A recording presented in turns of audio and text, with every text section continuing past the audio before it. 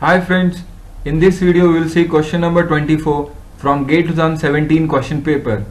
Question number 24 is, consider the following CPU processes with arrival times in milliseconds and length of CPU burst in milliseconds are given below.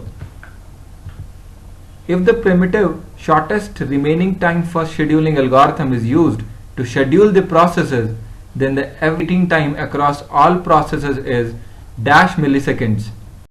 Now first of all we will see what is shortest remaining time scheduling algorithm. This algorithm selects the process for execution which has the smallest amount of time remaining until completion. This scheduling algorithm can be categorized into two parts. First, non-primitive or shortest job first, that is SJF. Once selected for execution, a process continues to run until the end of the CPU burst.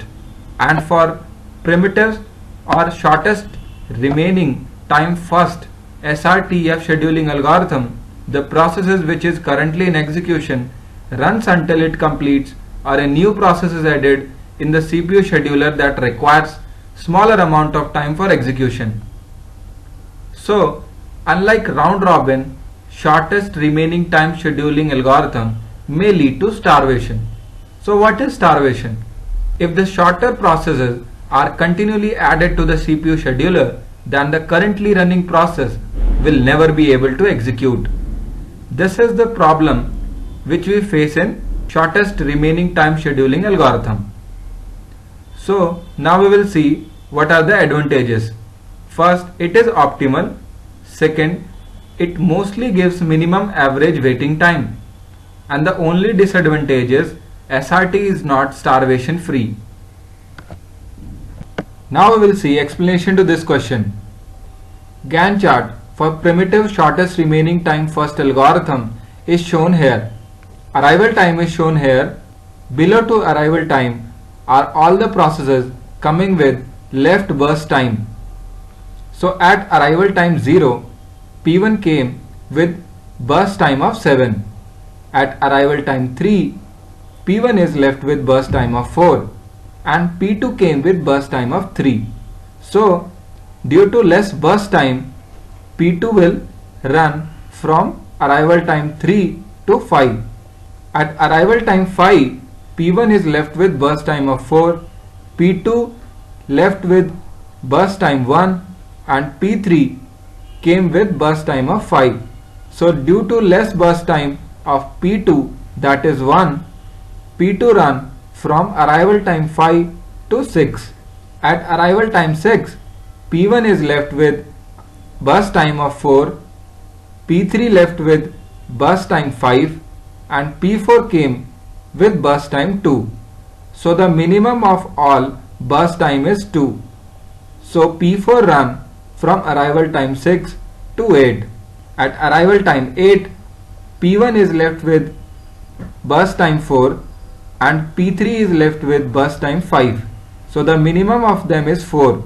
So P1 runs from arrival time 8 to 12 and at 12 P3 is the only process which is left with burst time of 5. So next P3 will run from burst time 12 plus 5, that is till 17. So now we have a simplified Gantt chart in which we have added 3 to 6 arrival time as P2 is the only process which is running from 3 to 6. So here from 3 to 6 P2 is running. Now we will calculate the waiting time for all the processes. So for P1, P1 came at arrival time 0, run till arrival time 3 and from 3 to 8 P1 was in waiting state and from 8 to 12 P1 was again running. So the waiting time of P1 process is 8 minus 3 equals to 5. For P2 there is no waiting time. For P3 the waiting time is 12 minus 5, that is it came at 5. Here we can see P3 came at 5 and P3 resumes at arrival time 12. So it's 12 minus 5 equals to 7 and for P4 there is no waiting time. So the average waiting time is 5 plus 0 plus 7 plus 0 upon 4, that is 3 milliseconds. So as per our discussion, answer to this question is 3 milliseconds is the average waiting time across all the processes using primitive shortest remaining time first scheduling algorithm. So friends, thanks for watching our video. Please like, subscribe our channel and share our videos to appreciate our work. If you have any doubt or question, please comment below and keep watching our channel for videos like this.